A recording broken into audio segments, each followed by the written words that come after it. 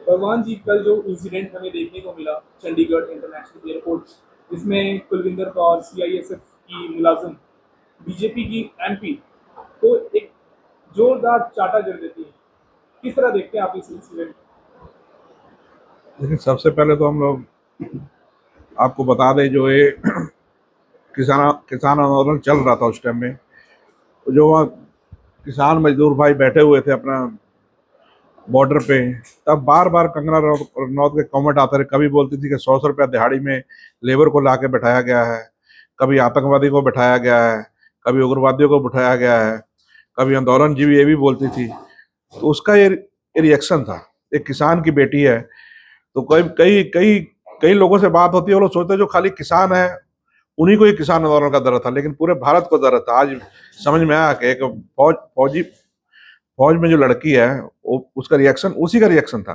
उसने कल आपने सुना होगा, उसने बोला भी कि मेरी मेरी माँ वहां बैठी हुई थी और उसको इन्हें बोला था कि 100 रुपया लेके आके बैठे हुए हैं। मैं आपसे ये जानना चाहता हूँ, एक तरफ देश के प्रधानमंत्री बीजेपी के जो सिरमौर हैं, उन्होंने खुद कहा था कि आंदोलन पवित्र है, तो उनके लीडर फिर इस तरह के बयान क्यों देते हैं, अनर्गल बयान, जब प्रधानमंत्री खुद कह रहे हैं कि आंदोलन नहीं, पवित्र है? आज आज देखिए, आज खाली प्रधानमंत्री कहनी और कथनी में बहुत फर्क, करनी में बहुत फर्क है।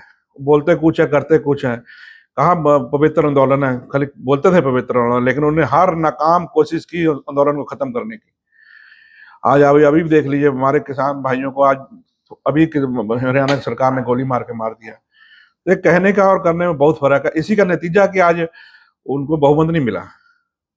तो ये प्रधानमंत्री की बात है, तो आज जो बहुमत मिला है वो सेकुलर सोच को बहुमत मिला है। नीतीश कुमार को भी वो सेकुलर सोच रखते हैं, पीडीएफ के चंद्रबाबू नायडू भी सेकुलर सोच रखते हैं। ये जो इनकी कट्टर सोच थी उसको बहुमत नहीं मिला है इनको तो। लेकिन यही तो देश की, हमारी लोकतंत्र की खूबसूरती है ना। भारत की लोकतंत्र की खूबसूरती तो यही है, जो सेक्युलर रहे वही देश चलाएगा, क्योंकि सभी धर्मों को लेकर चलना है। तो जनता ने तो दे दिया मैंडेट।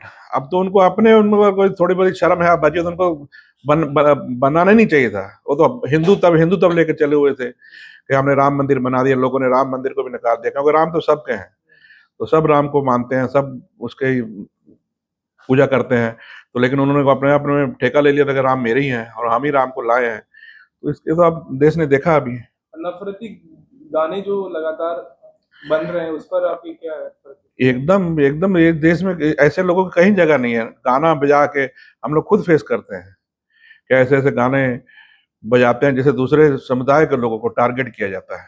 अच्छा, आज मैं भी सबसे बड़ी बात है, टारगेट वाली बात ही थी। ठीक है, उनको थप्पड़ मारा, कोई उन्होंने गलती की थी, उसका रिएक्शन हुआ, लेकिन उसका बाद अब कंगना रनौत का बात नहीं सुने कि उन्होंने पंजाब जो में। कहा है रिएक्शन की, उनका रिएक्शन ये है कि पंजाब के जो आतंकवाद है, पंजाब में जो आतंकवाद है बढ़ता, एक तरह से सेपरेशन है, अलगाववाद है, उसको लेकर मैं बहुत चिंतित हूँ।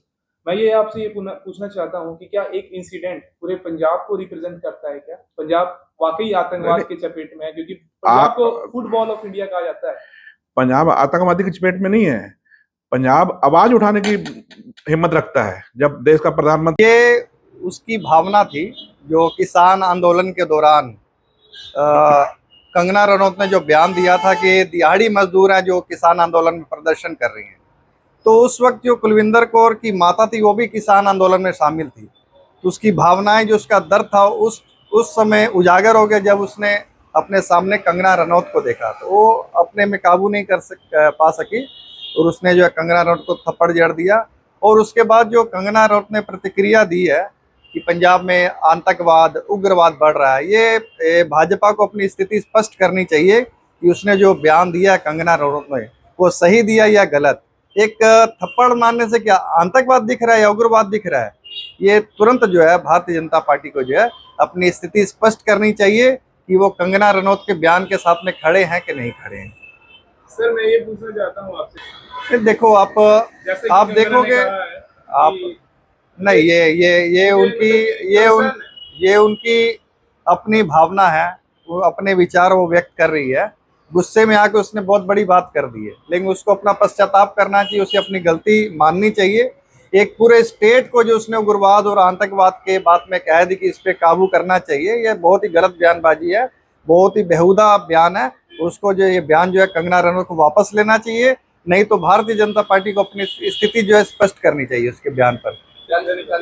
ये तो भड़काने का काम कर रही है, वो तो एमपी रहने के लायक ही नहीं है, उसे तुरंत जो है उसकी जो सदस्यता जो रद्द करनी चाहिए। उसको इस तरह की बयानबाजी के एमपी रहते हुए बयानबाजी, ये बहुत बड़ा दायित्व है उसके ऊपर में।